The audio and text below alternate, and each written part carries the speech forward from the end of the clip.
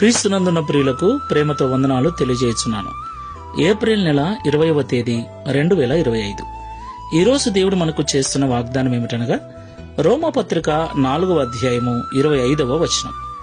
ఆయన మన అపరాధముల నిమిత్తమై అప్పగింపబడి మనము నీతిమంతులముగా తీర్చబడుటకై లేపబడెను. ఆమేన్.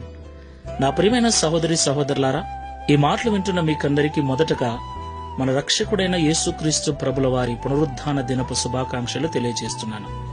దేవునికి మహిమ కలుగునుగాక. ప్రియులారా, అందరూ బాగున్నారు కదా? మీరందరూ బాగుండాలని ప్రభు సన్నిధిలో ప్రతిదినం ప్రార్థిస్తూ ఉన్నాను. ఈ కృపను నాకు అనుగ్రహించిన దేవునికి స్తోత్రాలు స్తుతులు చెల్లిస్తున్నాను. దేవునికి మహిమ కలుగునుగాక. ప్రియులారా, ఈరోజు యేసుక్రీస్తు ప్రభుల వారు పునరుద్ధానము చెందిన దినం. పునరుద్ధానం అనగా తిరిగి లేపబడటం, తిరిగి బ్రతకటం. ఈ ప్రపంచ చరిత్రలో యేసుక్రీస్తు ప్రభుల వారు ఒక్కరే చనిపోయి మరణాన్ని గెలిచి తిరిగి లేచిన ఏకైక దేవుడు. దేవునికి మహిమ కలుగునుగాక. ఇంతకైనా ఎందుకు మరణించాడు మనకు తెలుసు. ఆయన మన పాపముల కొరకే మరణించాడు. ఆయన తిరిగి లేచాడు. ఎందుకు లేచాడు?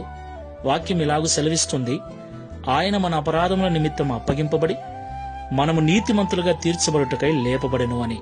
దేవునికి మహిమ కలుగునుగాక. ప్రియులారా, మనం ఎందుకు నీతిమంతులుగా తీర్చబడాలి? నిజమే, మనము జన్మతో కర్మతో పాపులమే. పాపులమైన మనము పరలోక రాజ్యం చేరటం అసాధ్యం. ఎందుకంటే పరలోక రాజ్యం పరిశుద్ధమైంది, నీతితో నిండినది. అపవిత్రమైనది, అనీతితో కూడినది ఏది అందులో ప్రవేశించటానికి వీలు లేదు. కాబట్టి పాపములో ఉన్న మనలను, అపరాధములలో ఉన్న మనలను క్రీస్తు తన రక్తమిచ్చి కొన్నాడు. తన ప్రాణము ద్వారా, తన రక్తము ద్వారా మనల్ని పరిశుద్ధపరిచి నీతిమంతులుగా చేశాడు. ఇప్పుడు దేవుని రాజ్యం చేరుటకు మనము యోగ్యులుగా మార్చబడ్డాం. దేవునికి మహిమ కలుగునుగాక. కాబట్టి దేవుడిచ్చిన ఈ యోగ్యతను పోగొట్టుకొనకుండా జాగ్రత్తగా జీవించుదాం. ప్రార్థన చేసుకుందాం. ప్రేమ స్వరూపుడైన తండ్రి, పరిశుద్ధుడైన ప్రభువా, మీకు స్తోత్రాలు. నిజంగా నీవు మా తండ్రివి గనక, నిజంగా మా దేవుడవు నీవు గనక, మా క్షేమం కొరకు, మా మేలు కొరకు మేము నశించి నరకానికి వెళ్లటం ఇష్టము లేక మా కొరకు మరణించి ఆ మరణాన్ని గెలిచి తిరిగి లేచిన ఏకైక దేవుడవైనందుకు స్తోత్రాలు. ప్రభువా, మమ్మల్ని నీతిమంతులుగా చేయుట కొరకే, పరలోక రాజ్యం చేర్చుట కొరకే మీరు తిరిగి పునరుద్ధానుడవైనందుకు స్తోత్రాలు.